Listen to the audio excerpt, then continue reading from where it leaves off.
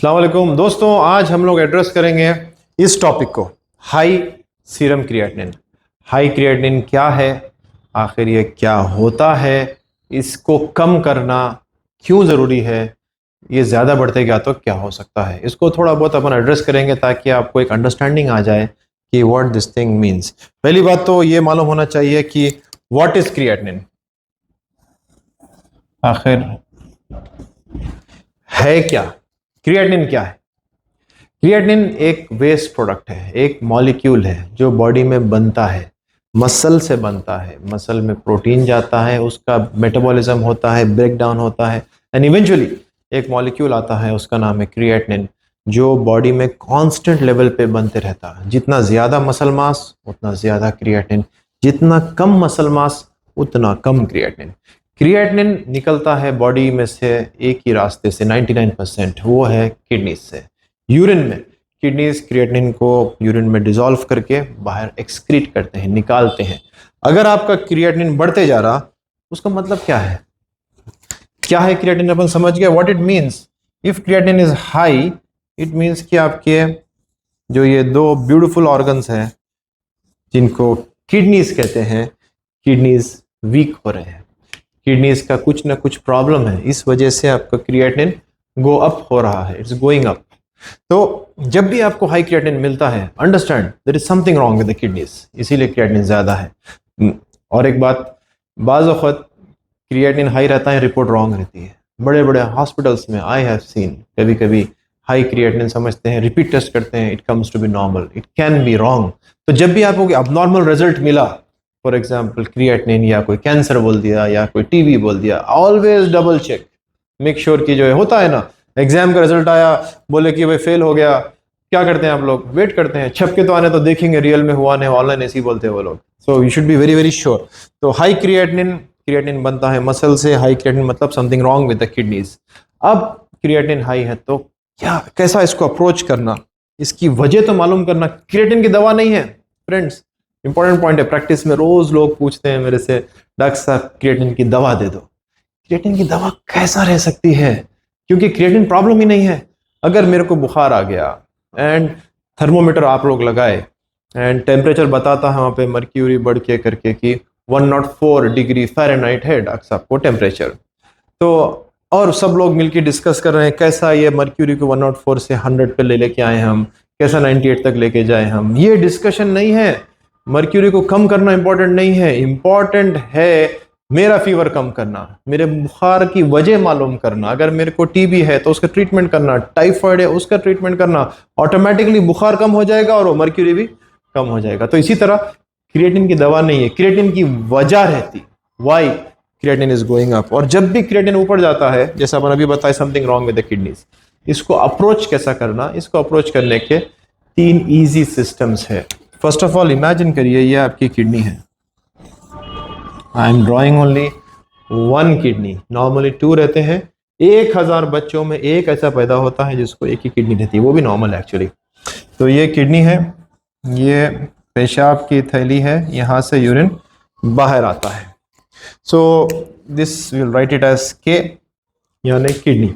अब किडनी का प्रॉब्लम है, किडनी का प्रॉब्लम 3 तरीके से हो सकता है, जैसा अभी मैं बताया। Something above the kidney, blood supply हो रही है किडनी को, सीधा हार्ट से ब्लड किडनी में आता है, 20% of the cardiac output goes to the kidneys. तो मैक्सिमम ब्लड सप्लाई कोई ऑर्गन में जाता है पर ग्राम ऑफ टिश्यू, ब्रेन से भी ज्यादा, इट इज द किडनी। तो जब कोई चीज किडनी से पहले का प्रॉब्लम है, मतलब प्री रीनल, प्री रीनल मतलब something before the kidney, kidney से पहले, रीनल यानी किडनी, आजकल किडनी बोल रहे हैं, आप ऐसा बोले प्री किडनी। सेकेंड रहता है something with in the kidney, renal cause, something wrong inside the kidney itself. Third रहता है किडनी के बाद, यानी पोस्ट रीनल कॉज, किडनी के बाद कुछ ना कुछ प्रॉब्लम आ गया।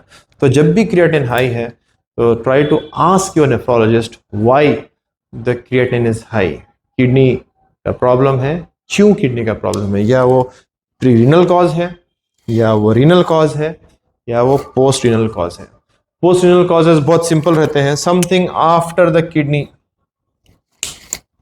समथिंग आफ्टर द किडनी, मतलब यहाँ पे कुछ ब्लॉक हो गया, स्टोन आ गया है, या फिर यह स्ट्रक्चर हो गया, किडनी सूज गई, किडनी वाइड हो जा रही, फैल जा रही, इवेंचुअली हाइड्रोनेफ्रोसिस बोलते हैं उसको, यूरेटर में से स्वेलिंग आ रही है, यूरेटर है यहाँ से स्टोन है स्टक हो गया, या फिर कुछ फाइब्रोसिस हो गई तो यूरेटोनेफ्रोसिस, किडनी पूरी स्वेल हो जा रही, या फिर ब्लैडर में कुछ ट्यूमर आ गया, या फिर मेल्स में अक्सर यहाँ पे प्रोस्टेट रहता, जो इसको उर्दू में गदूद बोलते हैं, ये बड़ा होने की वजह से यूरिन का ट्यूब कंप्रेस हो रहा है, या फिर स्टोन आके यहाँ फंस गया, मल्टीपल ऑप्शन है, या फिर न्यूरोजेनिक ब्लैडर है, ब्लैडर की नर्व सप्लाई खराब हो गई, bladder not able to remove urine, यहीं रुक रहा है, बैक प्रेशर आ रहा है किडनी में, and this causes obstruction, hydroureteronephrosis, and ultimately obstruction leads to kidney damage that is called as a post renal failure या post renal kidney problem. इसमें treatment रहता है रिमूविंग दिस कॉज, ऑब्स्ट्रक्शन है, put in a urine tube, stone है, put in a DJ stent, automatically kidney starts improving, अगर tumour है निकालो उसको, प्रोस्टेट है निकालो उसको, ये रास्ता क्लियर कर देने से ऑटोमेटिकली किडनी तो मासूम रहती है। दिए 10% ऑफ द कॉजेस 100 में से ये रहते हैं, बाकी के मेजॉरिटी कॉजेस क्या रहते हैं?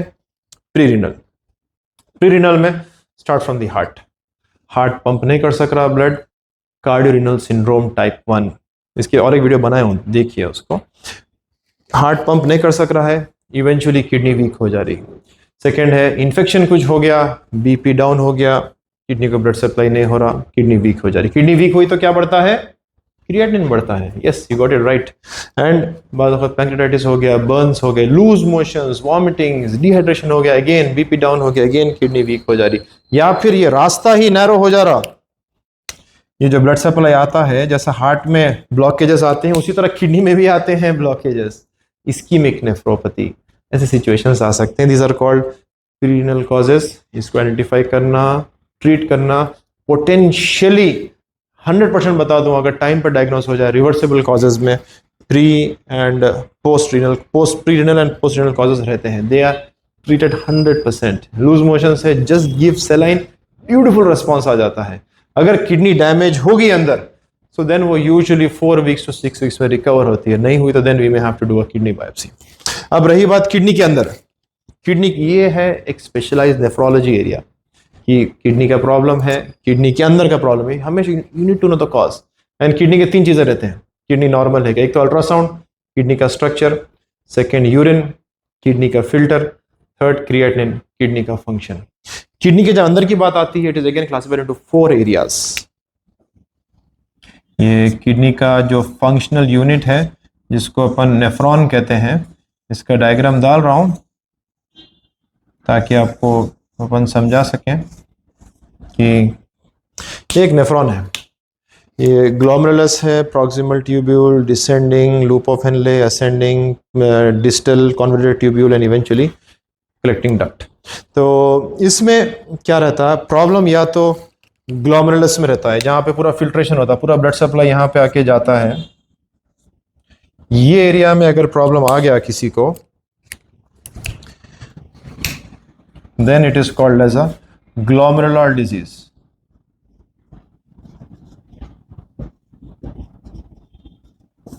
Glomerular disease, फिल्ट्रेशन का प्रॉब्लम आ गया, इसमें क्या हो सकता है? एक तो प्रोटीन बहुत ज्यादा लीक होता है, स्वेलिंग आ जाती है, ब्लड प्रेशर हाई हो जाता है, बाज़ वक़्त यूरिन में ब्लड सेल्स भी आते हैं, ये इसके डिफाइनिंग फीचर्स है। It can cause nephritic syndrome, it can cause nephrotic syndrome.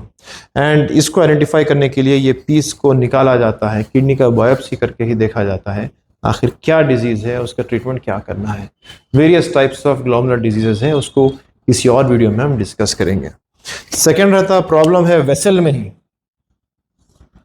जिस ब्लड सप्लाई जो किडनी को दे रही है उस वेसल में ही प्रॉब्लम है, इसको कहते हैं vasculitis. These are called small vessels रहते किडनी में, इसीलिए इसको कहते हैं small vessel vasculitis. Large, medium and small. Small में वेजनर्स ग्रैनुलोमैटोसिस रहता है, गुड पैस्चर सिंड्रोम रहता है, एंड माइक्रोस्कोपिक पॉलीएंजाइटिस रहता है, this can be ANCA positive, ANCA negative also. तो ये एक डिटेल डिस्कशन इसको अनदर टॉपिक में करेंगे हम, बट जस्ट टू समराइज कर रहे हैं हम लोग वीडियो कि किडनी के अंदर जो प्रॉब्लम होता है 4 कंपार्टमेंट्स में, एक तो ब्लड सप्लाई, वैस्कुलाइटिस, सेकेंड जो मोस्ट कॉमन है फिल्ट्रेशन, ग्लोमेरुलस में ही प्रॉब्लम आ गया, ग्लोमेरुलर डिजीज। थर्ड है कि ये ट्यूब्यूल में ही प्रॉब्लम आ गया, ट्यूब्यूल्स यहाँ से ब्लड जाता है, से यूरिन फिल्ट्रेट जाता है एंड इवेंचुअली रीअब्जॉर्ब होता है, ट्यूब्यूल में प्रॉब्लम हो गया, इसको कहते हैं एक्यूट ट्यूबुलर नेक्रोसिस, यानी ट्यूब्यूल का प्रॉब्लम है। ट्यूब्यूल रिकवरेबल है, रिपेयरेबल है, हिट होता है तो रिकवर हो जाता है। इसके कॉजेस कहीं और डिस्कस करेंगे। फोर्थ एरिया जहां पे प्रॉब्लम हो सकता है, जहां पे नेफ्रॉन पैक्ड है, इसको कहते हैं इंटरस्टिशियम। इसमें अगर प्रॉब्लम होता है तो एक्यूट इंटरस्टिशियल नेफ्राइटिस होता है। ट्यूब्यूल एंड इंटरस्टिशियम दोनों लगे हुए रहते हैं। ये एक्यूट में अलग दिख सकता है, acute interstitial nephritis and acute tubular necrosis, लेकिन जब ये क्रॉनिक हो जाता है तो vasculitis chronic eventually leads to dialysis sometimes. Glomerulus and vasculitis दोनों साथ आते हैं अक्सर, एंड इसको we can tell as chronic glomerular nephritis, and ये दोनों जब साथ आते हैं तो this is called as special diagnosis CTIN, chronic tubulo interstitial nephritis. CTIN में द कैरेक्टरिस्टिक फीचर जो रहता है वो ये है कि यूरिन आता है नॉर्मली, लेकिन रात में ज़्यादा आता है, दिन भर पेशाब को नहीं जाता आदमी, रात में 2-3 बार जा रहा। CTIN का फर्स्ट साइन है नॉक्टूरिया, CKD का one of the first science में आता है। बहुत ज़्यादा हीमोग्लोबिन कम हो जाता है, बहुत ज़्यादा जो है कैल्शियम कम रहता है, बहुत ज़्यादा फॉस्फोरस ज़्यादा रहता है। इसको कहते हैं क्रॉनिक किडनी डिजीज़ का मिनरल बोन डिसऑर्डर, ये बहुत कॉमन रहता है। अनलाइक ग्लोमेरुलस, ग्लोमेरुलस बड़े शान से आता है, धूम धड़ाके के साथ आता है। CTIN comes very slowly and इसके मोर देन 1000 कॉजेज है, एनीथिंग कैन कॉज CTIN, तो we should be very careful. तो आई होप ये समराइज करेंगे कि हाई क्रिएटिनिन को अप्रोच कैसा करना। It's a very complex thing. High creatinine को हर कोई अप्रोच नहीं कर सकता है, you need to be a qualified nephrologist and have some basic knowledge, ताकि आप डॉक्टर से कन्वर्स कर सके, वरना लोग बेवकूफ़ बनाते हैं, ये क्रिएटिनिन की दवा ले लो, ये क्रिएटिन का ये कर लो, ये मत खाओ, गोश्त मत खाओ, नॉनवेज खाने से आपकी किडनी खराब होगी। नॉनवेज से किडनी कैसा खराब होती है? दुनिया भर में लोग 3-3 टाइम नॉनवेज खाते हैं, क्या किडनी फेल होती है क्या उनकी? हाँ, किडनी अगर खराब हो गई तो reducing protein is important, but ज्यादा नॉनवेज खा लिया उससे किडनी खराब हो गई, ऐसा नहीं होता है। इसके कॉजेज रहते हैं, इसको साइंटिफिकली अप्रोच करना पड़ता है अपने को।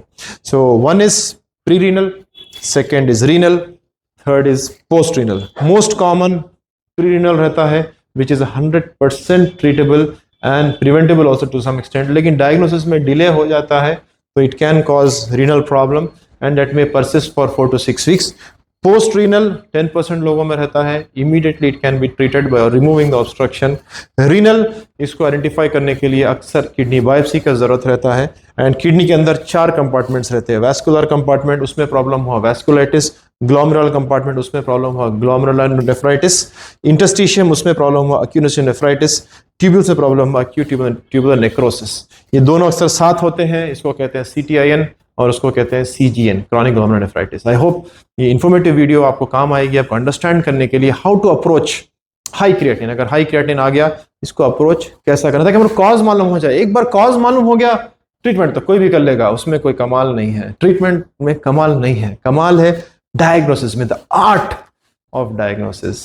Once you know the cause, इसको एलिमिनेट कर दीजिए, इसको ठीक कर दीजिए, ऑटोमेटिकली क्रिएटिनिन भी कम हो जाएगा। क्रिएटिनिन की अलग से दवा तलाश मत करिए, क्रिएटिनिन की वजह तलाश करिए। Thank you.